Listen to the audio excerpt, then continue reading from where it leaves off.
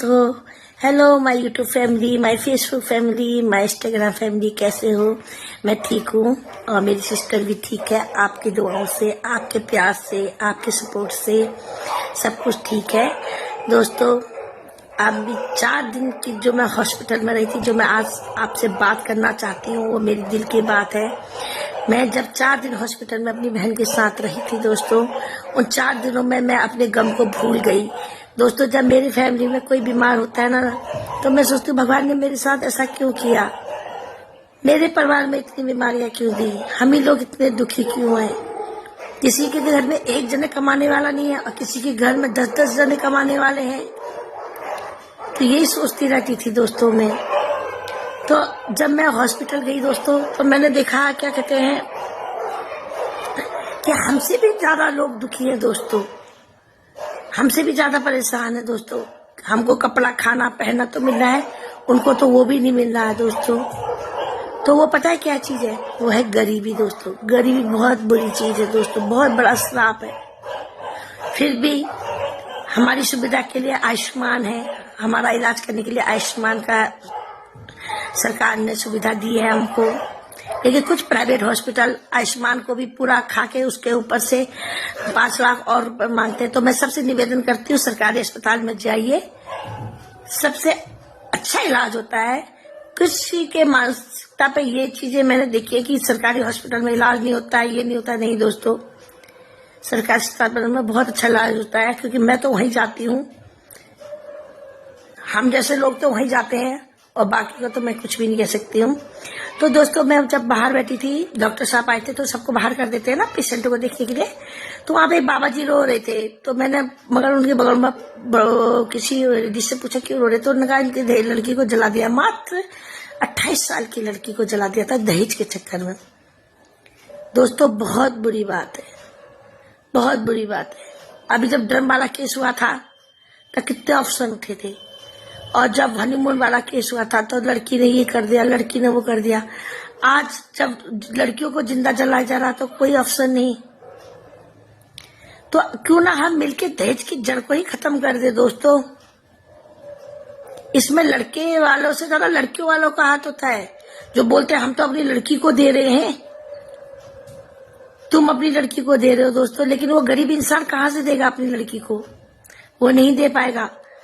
और इसी चीज का वो शिकार हो जाती है कि जो दूसरी सासू माई होती है, वो बोलती है देख उसके लड़के को कितना मिला, तू क्या लाई, तू क्या लाई। बस यही चीजें रह जाती हैं।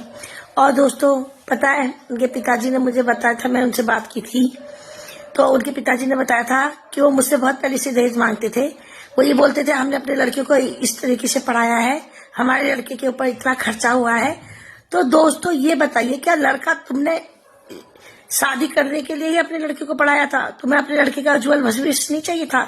एक अच्छी पढ़ा लिखा लड़का नहीं चाहिए था कि तुमने सिर्फ इसलिए पढ़ाया उसको कि उसको अच्छा दहेज मिल सके? बताइए, क्या इस बात में कितनी सच्चाई है? मुझे कमेंट करके बताना। क्या हम अपने बच्चों को इसलिए पढ़ाते हैं कि उसको एक खूब सारा दहेज मिल सके?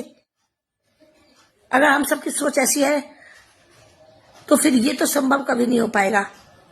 अगर हम सब अच्छी सोच रखेंगे, अगर मैं ये सोचती हूँ, ये लोग ये क्यों नहीं सोचते कि वो भी तो एक औरत है जो सास है, और उनकी भी तो लड़कियां हैं, और उनकी लड़कियों की बारी आएगी जब उनके कलेजे के टुकड़े को जलाया जाएगा तो उनको कैसा लगेगा?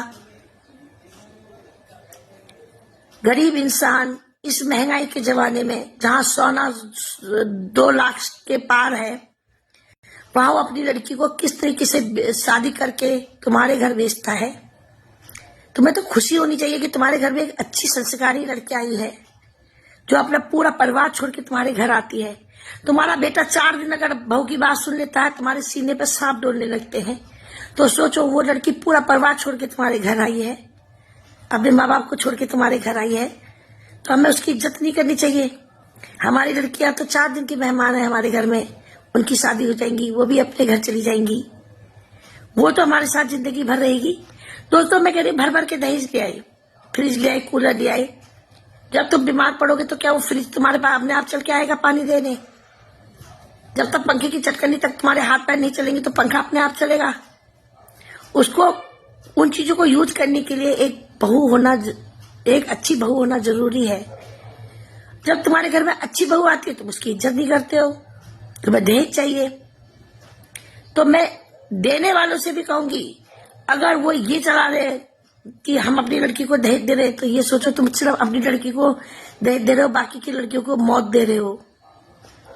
और लेने वालों से भी ये कहूंगी कि अगर तुम दहेज दे रहे हो ना, तुम जिस तरीके से इस लड़की को डराते हो तुम्हारी लड़कियां भी जलेंगी।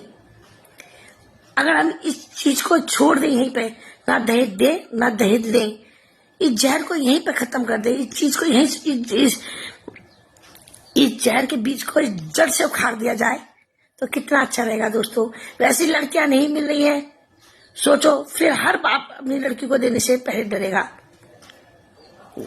और दूसरी बात मैं कह रही हूँ, जिसने ये बात कही है कि मेरे ने अपने लड़कों को पढ़ाने के लिए इतना पैसा खर्च किया कि तो तुमने सारा ठेका ले रखा है कि तुम सारा पैसा उस लड़की के घर वालों से वसूल करोगे।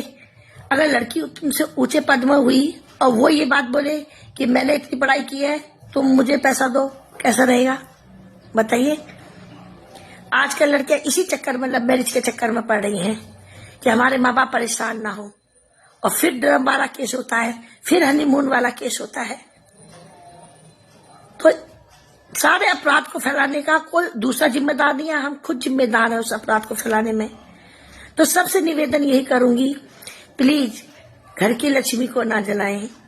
जब मैंने पटाखे के लिए बोला कि मुझे, जब पटाखे के रैपर में लिखा जाता है कि लक्ष्मी बम, उसके लिए ऑप्शन था, ये तो किसी के कलेजे का टुकड़ा है। दोस्तों उस लड़की को अपना समझिए, प्यार दीजिए। देखो भाई तुम्हारे घर में कैसे सोने की बारिश होती है, ये सोच के चलिए कि वो हमारी बेटी है, हमारी बेटी किसी और के घर गई है और किसी और की बेटी हमारे घर में आई है। तो दहेज को खत्म कीजिए। अगर अपनी लड़की को भी सुखी देखना है तो भी दहेज को खत्म कीजिए, अगर दूसरी की लड़की को भी घर पे लाना है तो दहेज खत्म कीजिए। और इसमें सब लोग अगर एक साथ खड़े हो जाए तो ये बीमारी जरूर कोरोना की तरह खत्म हो जाएगी। बस इतना ही कहना चाहती हूँ। मुझे उस बाबा के बातों से बहुत दुख हुआ दोस्तों, बहुत ज्यादा दुख हुआ। उस बाबा के दिल पे कितना दर्द था, और उसके ससुराल वाले भी नहीं आए थे। बताइए आप, क्या जिंदगी में वो अब पुलिस थाने में रहेंगे, चक्की पीछेंगे तब अच्छा लगेगा? इज्जत के साथ रहिए, खुद भी रहिए, दूसरों को भी रहने चाहिए। जो घर में लड़की आई है उसको सम्मान दीजिए, इज्जत दीजिए, बाकी सब ऊपर वाले के ऊपर छोड़ दीजिए। बस थैंक यू।